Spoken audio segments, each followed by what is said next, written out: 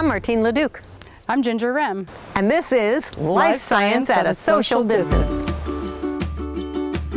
I'm here today with Jeffrey Johnston from Honeybee Rescue, and he rescued a hive from one of our elementary schools here in Pinellas County. Tell us how that worked.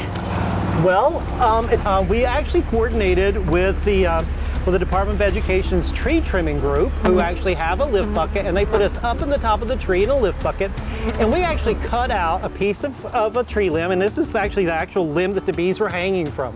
And if you looked at it, you could see rows here, and this is actually where the honeybees had built rows of honeycomb that were hanging underneath the limb. And they hung down here and created what was a really large colony of bees. Well, a lot of people will want to know, well, why doesn't the wax just melt and then fall off the limbs or whatever?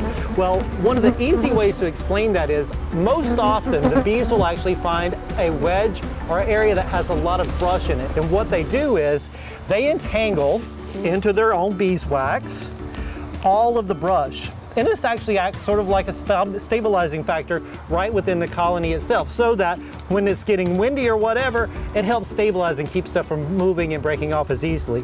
So if you were to look at it, like this was a piece that was cut off from the side. If you were looking at a side view, all of their pieces of honeycomb laying at an angle, see that they were at an angle, would have actually been topped with this, and they would have actually interwoven the wax with all this debris and helped stabilize it.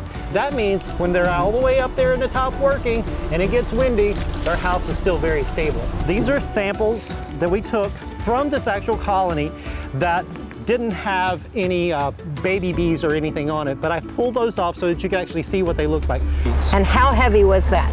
Did you guys weigh it? The whole thing itself was about 60-some pounds, not quite 80. Pounds. With the limb picking off was about 60 actual bee weight. Okay? Wow.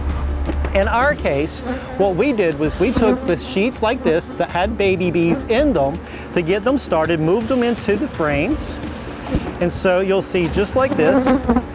We actually put them in with rubber bands to hold them in place, and they become really stable. And they'll stay right there in place until all the baby bees that are in there hatch out and help actually develop the colony. So when you rescue a hive, what do you do with all the honey? Well, depending on the time of year, there can be honey available that what we will do is separate it from the rest of the bees' wax, and then we actually put it out in the rescue yard to feed the bees to help them reestablish in their rescue box. I hope you've enjoyed our series on bees. To see this and more episodes of Life Science at a Social Distance, go to WPDS TV, Channel 14, YouTube channel. I'm Martine LeDuc, and I'll see you next time.